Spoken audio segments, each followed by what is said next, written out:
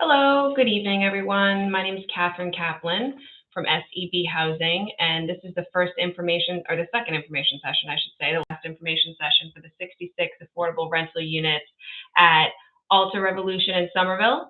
I'm going to put this up here to the screen now. If anyone needs translation services for a language other than English, we do have resources available. I'm just going to move this around here. We have a few languages listed on the page. And if you need any of those services, we can accommodate you both through chat tonight and then also with questions after the session. All right. So just a few logistical notes to start. Want to call your attention to the description section below the video on your YouTube channel or feed there. There's more information listed in that section, including a link to the online application for AltaRevolution, as well as more information, or the same information, I should say, that I just showed you for translation services that are available. We're going to accommodate everyone by providing answers to your questions in your primary language. So if you're watching this session and have any questions that you want to type into the chat feature to the right of the video, you can do that in a language other than English. And Brian from SEB Housing will be helping to answer those chat questions during the presentation. If you're watching the session on a mobile device, the description section that I just mentioned that has the link to the application and some more information is below the video, and then there's a small arrow there that you can go ahead and expand to show the additional information. We also have a conference call that is running concurrently, so if you would rather join by phone, you can do that. I'm going to put the conference call information in the chat right now so you have that information. And so this is a live session, obviously, that's going to be saved to YouTube after the fact, and you can view it there if you need to afterwards. And if you have any questions for us after tonight, you can email us at altarevolution@sebhousing.com. I'm going to put that email address into the chat as well, so you have that for any questions that come up after tonight that you either didn't know that you had to ask or did not ask during the session. You can also call us afterwards if you have questions. So if you want to get in touch with SEB Housing after tonight, I'm going to put our number in there for you as well. All right, so the purpose of this session is to give a little bit more background information on the affordable units. We're also going to discuss the application, eligibility, and lottery processes, and what you can expect after the lottery. And then just for some quick background information on who we are, SEB Housing is an off-site affordable housing consulting group. So we're not the on-site management team for AltaRevolution. We were hired by the developer to market the affordable units and conduct the information session to collect and review applications and determine applicants' eligibility in order to eventually run the lottery. So in the initial phases, we will be your main point of contact rather than the management office. But then further along in the process, you will be in touch with the leasing office at AltaRevolution, so you would be signing a lease with them and everything, and they would be your main point of contact. So there's a few distinct steps in the process, and the first is to apply for the lottery and to submit your lottery application. So if you're found eligible, you'll be entered into the lottery, and then you'll be given a position on the waiting list following the lottery. So in order to apply, like I mentioned, you can go online and or you can follow the link to the application on our website, also in the description of this YouTube. We'll talk more about that. So step number 2, if you're high enough on one of those waiting lists, you'll be invited to complete a program certification with SEB Housing. And then that's the point in the process when you'd be supplying your supporting documentation. So all of the income, asset, and tax documentation that we will need to review in order to determine whether or not you're eligible for the affordable housing program. Your initial lottery application, we don't ask for any of that supporting documentation. It's just you're self-certifying or self-reporting what your income is at that point. The third step and final step in the process is to complete a rental application with Alta's leasing office. So that is separate from the affordable housing program screening that we do at SEB Housing. And the rental screening could include your credit check, rental history, background check, that sort of thing. And once approved, households would then be eligible to reserve a unit at AltaRevolution and sign a lease. So in order to apply, like I mentioned, there's a few ways to apply, but you can go onto our website. I'm going to put that in the chat as well. It's just sebhousing.com. And you would click on the affordable housing opportunities page and select I want to rent. And then from there, if you selected AltaRevolution, you'd be taken to a specific page for the property. And on that page, you'll find a jot form link, which will take you to the online application, the lottery application. And so we recommend that you submit your application online using that link. Since it's the quickest way to get it to us. You can also apply by paper as well, which I'll mention in just a minute. So within the website listing for AltaRevolution, you're also going to find a link to that paper version of the application in several languages, as well as the information packet, which is going to give you a lot more info on this housing opportunity. And a lot of the information that I'm going to be covering tonight will be found in the information packet. I won't have time to cover everything though, so I do recommend that you take a look at that information packet, even if you do attend this session, so you have all the information that you need about AltaRevolution. And so we do encourage you to apply online, but I mentioned that you could complete and submit a paper application to us in several ways. So you could email that to us at info@sebhousing.com. You could scan it, you could fax it to us. All of this information is listed on the first page of the application for you. You could also send it by regular mail. We have a 24-hour drop box at our Needham office, and that's at 257 Hillside Ave. And we check that each day. So if you are in the Needham area and want to do that, you may do so. There is also a Somerville Dropbox location, which is located at the AltaRevolution leasing office on the corner of Auto Workers Way and Harold Cohen Way in Assembly Row. So you can pick whichever of those options works best for you. We just do encourage you to get your application in early, so we can let you know if there's anything missing from it that we need to follow up with you about. It is fairly brief. It should only take you about 10 minutes to complete. Like I said, there's no supporting documentation, asset, or tax information that's needed at this stage. So we would be requiring that later on in the process if you are one of the top households on one of the waiting lists. So those lottery applications are due by September 12th, so just about 2 weeks away now. And applications do need to be completed online or delivered before that date in order to be considered. The jot form link will not be active after the 12th, so you'll notice that if you go in after that date, after the deadline. You do not need to be a resident of Somerville to apply for this lottery. However, there is preference given to households who live or work full-time in Somerville.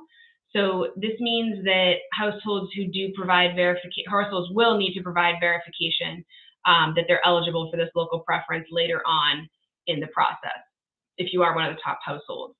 And those local preference households will have higher positions on the waiting list, and will ultimately be given the opportunity to rent the affordable apartments at AltaRevolution first. And then households with a documented need for a accessible unit will get top priority for disabled accessible units as well. So that's not to discourage anyone from applying who doesn't live or work full-time in Somerville, but we just wanted to make sure that everyone's aware of that. So just some basic background information on this opportunity. So there is a website for AltaRevolution. So if you're interested in going to that, if you haven't already, I will put that in the chat now as well. And there's some more information on there with about amenities at AltaRevolution, floor plans, the neighborhood, all of that if you want to take a look. So AltaRevolution is a brand new 329 unit apartment complex located in Assembly Row at 290 Revolution Drive. in Somerville. So for anyone who's familiar with that area, it's a great location. There's lots of shops, restaurants. There's green spaces along the Mystic River right there. There's also a Orange Line T stop at Assembly. There's a total of the 66 rental apartments that are going to be made available through this affordable housing lottery process.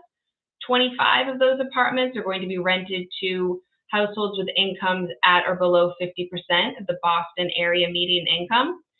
An additional 25 apartments are going to be rented to households with incomes between 50 and 80% of the AMI, and then 16 apartments are going to be rented to households with incomes between 80 and 110% of the AMI. So the unit finishes in the apartment are going to be identical to those in the market rate units. They're going to feature stainless steel Samsung appliances, quartz countertops, an in-unit washer and dryer, and then the property itself, the community features a fitness center, a lounge, a game room, creative studio, an open air terrace with a pool, and a grilling station. And AltaRevolution is pet friendly and smoke free.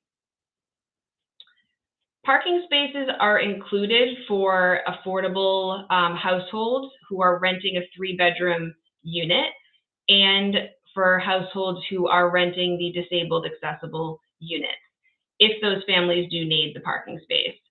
And there is also going to be limited parking for households affordable households who are renting units and they have a documented need for that parking. So otherwise, spaces are available for everyone else to rent at a discounted rate of $112 per month. So the units that are available, there are affordable studio 1, 2, and 3-bedroom apartments being offered. There's 8 studio units, which range in size from 519 square feet to 562 square feet. There's 42 1-bedroom units, which range from 620 square feet to 1,022 square feet. There's 13 2-bedroom units, which range in size from 1,035 square feet to 1,350 square feet. And then there's 3 3-bedroom units, which range in size from 1,358 to 1,382 square feet. And so these units are going to be available for households with multiple sizes and multiple income tiers. So the ranges, like I mentioned, are 50% of AMI, 80% of AMI, and 110% of AMI. So households who don't already have vouchers, such as Section 8 or MRVP, can have incomes as low as $30,000 per year if they're a 1-person household, up to $107,000 for a 1-person household, and then all the way up to $178,000 for a larger family of 6. So the minimum income amounts and maximum income limits for this opportunity really depend on how many people are in your household. And when you're filling out your application, you as an applicant would not be applying for a particular income tier, so you don't need to worry about figuring out where your income falls, 50, 80, or 110%. We would do that for you. You would just apply for the unit sizes that you're interested in, and we'll make sure that you're placed on the waiting list for the appropriate units based on that household income that you have. And so households are only going to qualify for 1 income tier. We've had a couple questions about this for households who have housing vouchers. Could you apply for 50 and 80%? And the answer is no for that. Households are only eligible for that 1 income tier. So I'm not going to list the rent amounts for each and every unit because those can be found in the information packet, and I think it would just be confusing on this session, but they are linked below at the bottom of the session description as well, if you look below the video there at that additional information. So the important thing to just remember is to apply, put the best estimates that you have for your household income, and when your application is processed within a week or 2 by us, you will get a notice back that confirms the units you're qualified for based on what you reported in your lottery application. And if you think you made a mistake, I want to mention too, on your lottery application, whether it be submitted to us by paper or online, you can always email us at that AltaRevolution@seb.housing I'm sorry, at sebhousing.com. You can always email us there so we can revise your application for you. So if you think you made a mistake in your initial submission, that's perfectly fine. We can edit it for you. We don't want you to submit a second one because we can change it for you. So since there are going to be more interested and eligible applicants than there are available affordable units, the apartments are going to be made available through this lottery process to eligible households who have income between 50% and 110% of the area, median income for the Boston area. If you want to see the property before applying, there is an open house scheduled for September 3rd. I believe that's this Saturday. This coming Saturday from 11 a.m. to 1 p.m. So you can head over there and check out the location and the property if you want to do that, or even if you've already applied and want to check it out. Okay, we've got some chats there. Thank you, Brian, for handling those. Okay, so encourage you again, any questions, go ahead and type them into the chat. I know you don't have a, when watching a YouTube feature here, you don't have a option of unmuting yourself, so take advantage of the chat.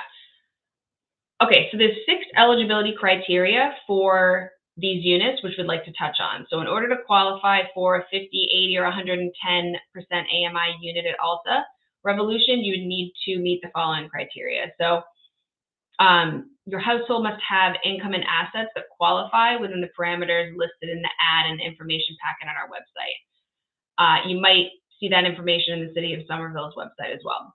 We'll talk a lot more about what those income and asset parameters are in just a minute. Households also need to have at least one person per bedroom. So for example, a one-person household cannot apply for a 2-bedroom unit for this lottery. And a 2-person household is not eligible for a 3-bedroom apartment. The exception to this is if a household has a documented need for an additional bedroom for medical reasons, for example, that they would need to provide supporting documentation and be approved for the reasonable accommodation. The third eligibility criteria, households cannot have more than $75,000 in total assets, and that counts retirement, college, and health savings accounts. I'm sorry, that does not count, is what I meant to say there. Retirement, college, and health savings account do not count towards the asset limit. But just keep in mind that any income earned from those retirement accounts is going to be considered income. So separately from the asset limit, if you have interest that is accruing income from your accounts, we are going to count those as income. So no more than $75,000 in total assets, excluding retirement, college, and health savings. Fourth eligibility criteria, applicants cannot own a home at the time of program certification. So if you own a home now, you can still apply for this, but it must be sold, meaning your name is off the deed by the time of your program certification or move-in. And you'd likely be invited to complete your program certification around mid to late October, and units would be leased in December. So think about whether or not that timeline works for you if you do own a property right now and you're interested in applying. The fifth eligibility criteria that we're going to go over is unrelated and unmarried household members applying together will need to provide verification that they're currently living together at the time of application. So in general, if you are currently living with someone, be it a roommate or a partner, you can apply with them. You just need you'll both need to submit verification showing that your current addresses match. So you can't decide, you have 2 households right now and you want to make that one household and apply for AltaRevolution together. That will not be allowed in this case. And then the final eligibility criteria is that all head of households cannot be full-time students. So a full-time student who is the only household member and is the only head of household is only eligible if there is a co-head of household with someone who is not a full-time student. So if your partner, for example, is in school full-time and you're both head of households, you're not a full-time student, you would be eligible. But if both of you are full-time students, or if you're a single applicant who is a full-time student, you unfortunately would not be eligible for these affordable units at AltaRevolution. So I'm going to circle back to the first eligibility criteria to explain more about the total income and assets that we're going to be looking at when determining your household's eligibility. And the income limit. So since these are affordable units, they are being made available only to households that fit within this 50% to 110% of AMI. And the units are being made available to rent at prices that are significantly lower than the identical market rate units within the building. So for that reason, that's why they're only being made available to households that qualify. And then just a reminder again, verification of income, even though I'm going to be explaining a lot about this right now, is not required at the time of your lottery application. So it's just the lottery application that needs to be submitted up front. And then we will ask for we'll ask for this income documentation if you are one of the top households after the lottery. So applicants will be provided with a documentation requirements guide once their initial lottery application is reviewed and they've been found eligible for the lottery. So the guide details exactly what types of supporting documentation we're going to need from you, depending on your sources of income and assets. So the guide is going to let you know how many pay stubs that you're going to need to set aside and how many bank statements and things like that when and if we contact you after the lottery. And so although we don't need this verification now, I do want to give you a basic overview about how your income is going to be calculated. So income for this program is counted as a projection of your income over the next 12 months for all household members. So all income for household members is included, and this includes, bonuses, overtime, incomes like that, which you may not count on from week to week. The only exception is minors, so anyone under the age of 18 in the household who is earning a wage, we're not going to count their wage income. And then for dependent full-time students who are working, we're only going to count the first $480 of the wage when we're determining your household eligibility. We do need to count the gross income, so not the net income that you make before taxes. So we know that you don't take home the full amount of your paycheck, of your salary, I should say, but gross income does need to be counted according to the Affordable Housing Program. And so how we calculate your income might not be one size fits all. Everyone's income circumstances are unique, they vary, and some applicants are going to have a weekly salary that is consistent throughout the year, but there's other people who are self-employed, they might work seasonally. And so in those circumstances, we're going to need to look further back into the past in order to project anticipated income for the next 12 months. Specifically for applicants who are self-employed, you're going to need to complete a profit and loss statement and provide supporting documentation. So your business expenses are going to be taken into account if you are self-employed. But for households who are not self-employed, it is always going to be the gross income that we need to count.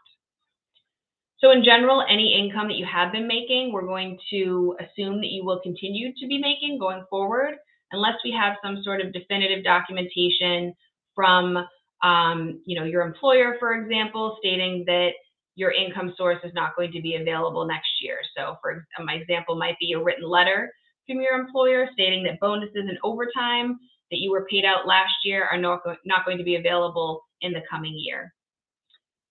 We're not able to accept statements from applicants. So if all of the documentation that is submitted to us is showing that your household income is $80,000 last year, but when you're applying this year, you're saying that you're actually only going to be making $50,000 in the next 12 months, we're still going to need to count that $80,000 unless there is a written statement of some sort or other official documentation that we could consider to show that your income will decrease in the coming 12 months.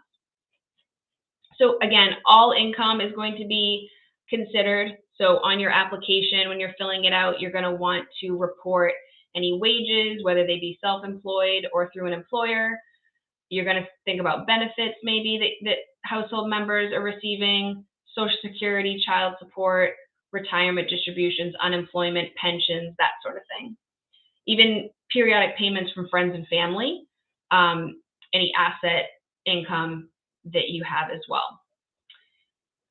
And along with your income and asset documentation, after you've been found eligible for the lottery, you would also need to submit copies of your federal tax returns from the last year. So just keep that in mind.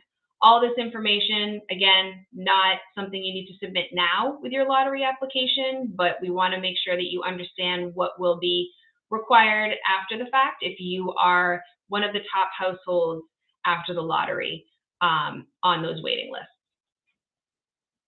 So the income eligibility requirements for each unit type and household size, like I said, are included in the information pack, as well as the website listing on sebhousing.com for AltaRevolution.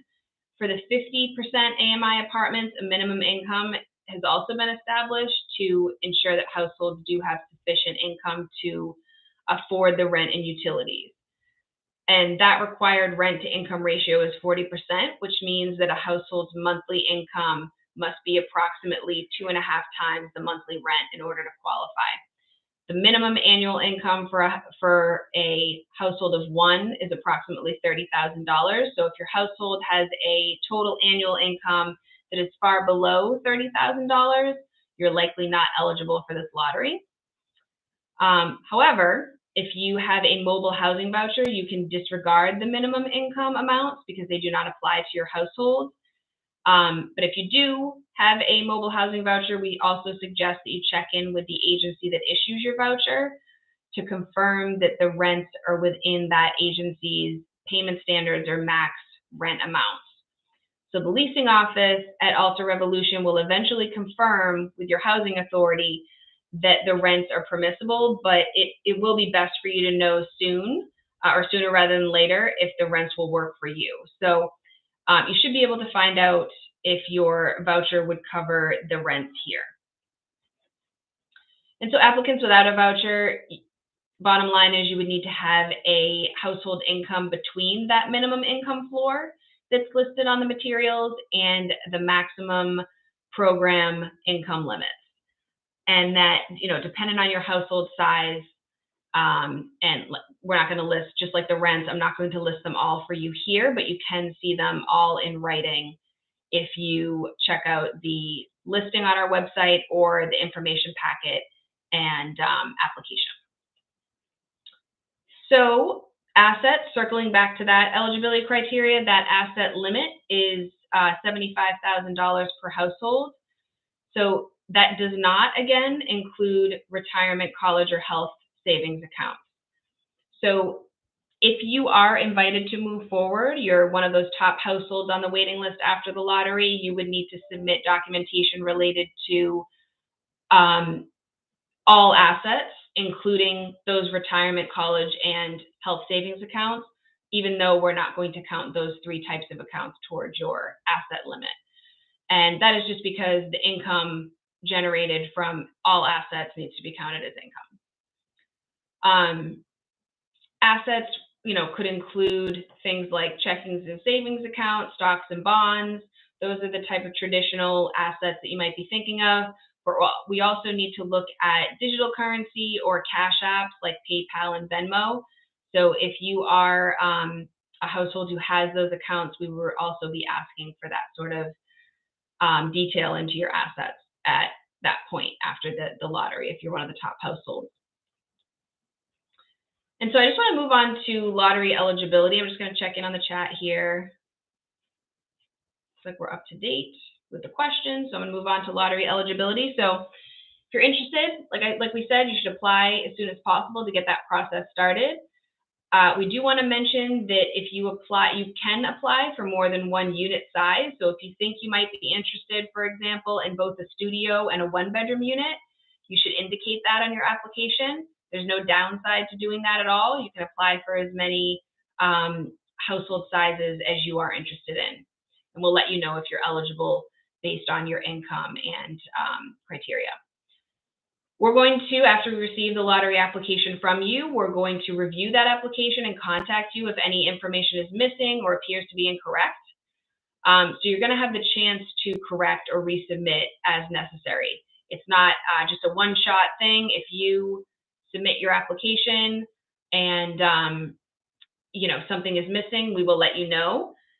Along those same lines, if you submit your application and you need to revise something, so for example, maybe you listed your income incorrectly or your email address, whatever it might be, you can email us at altarevolution@stbhousing.com and we can update that or revise that for you. So if you are found eligible for the lottery, you're going to be sent a lottery application number, and that number comes in the form of a series of numbers. So this is a number that will be drawn in the lottery. It's just meant to be an anonymous identifier, so your name is not called during the actual lottery. It's not a ranking of any sort.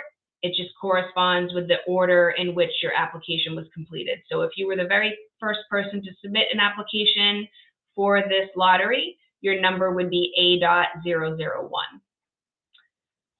The letter that you receive with that lottery application number is also going to confirm whether or not your household reported being a resident of Somerville, or if your household works full-time in Somerville. So applicants who have indicated that they are applying or qualify for that local preference for Somerville will be required to provide supporting documentation after the lottery.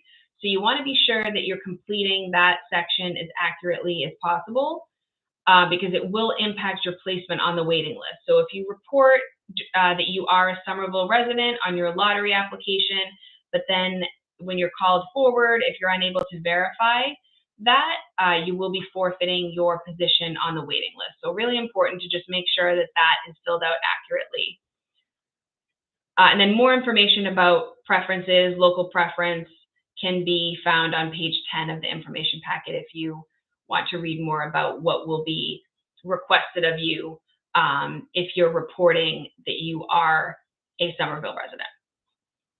And so that lottery eligibility email or letter that is sent to you will also confirm your bedroom size that you applied for, as well as whether or not you indicated that you needed a disabled accessible unit. And then, like I mentioned, applicants who are in need of the disabled accessible units will have priority for those units over households who don't require the features of the unit.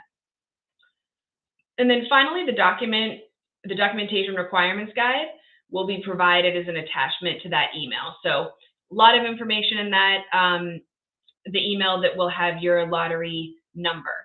The documentation requirements guide will be an attachment, and it will provide details on all of the items that would be needed from you prior to final approval by SEB. So we suggest that you review that so you're aware and you're prepared for the documents that will be required if you are selected to move forward with reserving a unit following the lottery. And so if at any point during this process you're found to be uneligible, so if you're not eligible for this lottery, we send you a email or a mailing to that effect. We encourage you to contact us with any questions. We want to make sure that you understand why you've been sent that notice and why maybe you are not going to be entered into the lottery. So the lottery itself is going to be held virtually on October 11th at 6 p.m. So it'll be a similar format to this, either on Zoom or YouTube. And if you're found eligible for the lottery, you're going to be informed of how to join that lottery virtually if you'd like to do so. You do not need to attend in order to be placed on the waiting list, so it's an optional attendance. So during the lottery, every lottery number is going to be drawn, not just the top households that we're going to be calling forward right away. In general, it is beneficial for you to be called early in the lottery, but it may not necessarily be the deciding factor on whether or not you'll be moving forward in this process, because we do still need to sort the results by priorities. So, for example, if the first 10 application numbers that are drawn in the lottery belong to households who don't qualify for local preference, they're still going to be placed on the waiting list behind all of the local preference households who have that Somerville local preference for this lottery.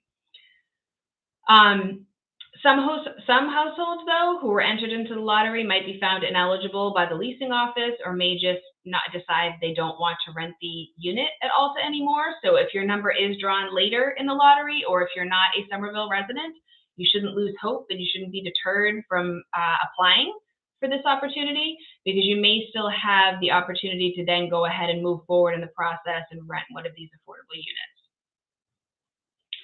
And then following the lottery, we're going to populate the waiting list, and we're going to take local preference and whether or not you require a disabled accessible unit into consideration. And we're going to do our best to have those lottery results and waiting list to all applicants within 7 days of the lottery.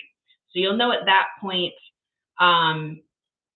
where you fall on the waiting list exactly, and you'll have a better idea of whether you might be invited to move forward in the next step in the process, which would be to complete your program certification with SEB. And that would be when you supply the income, asset, and tax documentation that we talked about earlier. So following the lottery and the populating of the waiting list, SEB Housing would then be reaching out to as many households on each waiting list as there are units. So in this case, there's 12 50% AMI one-bedroom units. We're going to be sending 12 invites to those top 12 households to attempt to fill those units. And those 12 households will be asked to submit all the required documentation to SEB within 5 days.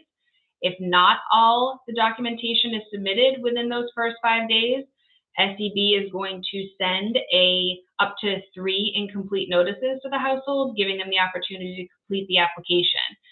So, again, not a one-shot chance here. You will have the opportunity to get the missing information into us. And so if a household is not able to complete their application after the 3 extension notices, the household would be issued a letter of ineligibility, and their position on the waiting list would be forfeited. So you want to make sure that if you have, any questions about the notices you're receiving, or if you, have a change of email address, all that sort of thing, you want to make sure you keep in touch with SEB during this time, so that we're able to get these notices out to you. And again, throughout the process, we're available with any questions or concerns you have. If you do receive an ineligible or denial notice, you as an applicant would have the chance to appeal any denials, and the resources for those appeals will be provided in writing in that detailed notice that would be sent to you. We also want to mention that SEB likely will contact households who are not yet at the very top of the waiting list in order to request documentation verifying preference or priority. So such as households who indicated they were Somerville residents. We just do that to speed up the leasing process. So we're looking at the waiting list and we're thinking, maybe the next 10 people, let's confirm that there is documentation that they can provide to us for the local preference. And so we're just putting that out there for you, so you understand that even if you're contacted by us, it may not mean that you are at the top of the waiting list at that time, if we're just asking for documentation that you reside or work in Somerville. So if you're found program eligible by SEB Housing, you're going to be issued a proceed letter. That's what we call it here, and it will be sent to the Alta leasing office as well. You would have 5 days to reach out to the leasing office, and so at that point you'd be able to begin the third and final step in this process, which is applying for the lease with that the leasing team over there at Alta. And again, the lease screening is completely separate from the program certification that households will have already completed with SEB Housing. So SEB Housing is confirming or verifying that you're eligible for the affordable housing program. And then the leasing office at Alta is confirming that you're eligible to rent with them. So the lease screening is going to include completing their rental application, and they're also going to be reviewing affordable renters for the same types of things that market rate renters are undergoing. So the credit, background, and rental referral checks. So this is the point in the process that having a position near the top of the waiting list is pretty beneficial to you. If you're the top household on the list, you're going to have first chance to reserve an affordable unit. So if you have the top position of a 50% AMI one-bedroom waiting list, you're going to have first chance in reserving one of those affordable one-bedroom 50% units. And this is true even if another applicant who may be positioned behind you on that waiting list completes their rental application first. So the leasing office is always maintaining the wait list order. So if you're number one on the wait list, you're going to have first choice at the units if you're found eligible. And so at that point, you'd also be able to tour the units and make your decision based on whatever factors are important to you. So if you are looking for a specific location in the building, or you're looking for a specific move-in date, you'd be able to work all that out with the leasing office. And then the second household on the waiting list would have their second choice of remaining units, and so on down the line. And so households who fail to respond to the deadlines that the leasing office gives you would also be issued notices of ineligibility, just similar to the notices that I've described that would be coming from SEB housing in previous steps. So you just want to make sure that you're checking your email, you're replying to emails that are coming from the leasing office or from SEB housing throughout this process, because you don't want to miss out on the opportunity, because there are deadlines associated with these notices. And so just want to caution you, even if you are the first household on the waiting list, you do not want to immediately give notice to your landlord at this time, because you still need to be approved by the leasing office after you have been approved by, or been listed as the top household on the waiting list. So you want to make sure you've been eligible for, or SEB housing has confirmed your eligibility, and the leasing office has as well. So we want you to hold off in giving any current landlord notice until you've reserved a unit. All right, so once you're leased, you are done with lease screenings until your lease renewal date.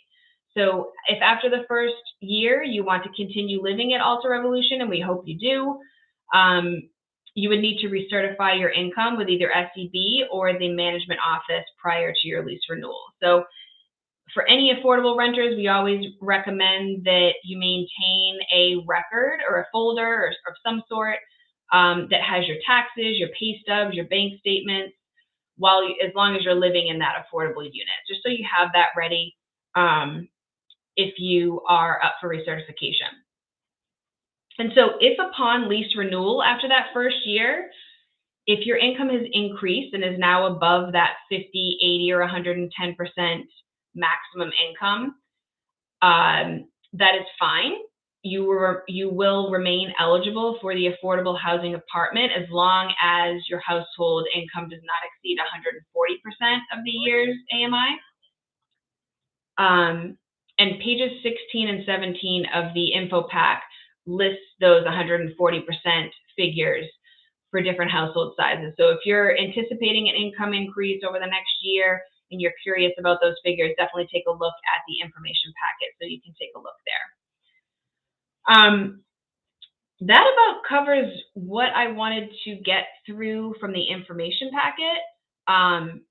Again, there is a link to the lottery application in a bunch of different places on our website under AltaRevolution, under this video on YouTube. And that's the Jot form application link. You can also send it to us in a paper application. So I know that we have some questions over here, so I want to make sure that we get to all of those. If anyone has questions that they haven't sent already, now's the time.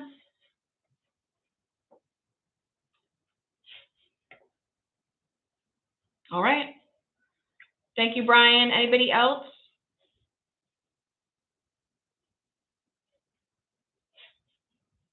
Great. All right. So, yep, we encourage you to get your application in for this lottery. It is due on September 12th. And Any questions after the session tonight? AltaRevolution@sebhousing.com is where you can find us. Thank you. Thanks so much. Have a great night.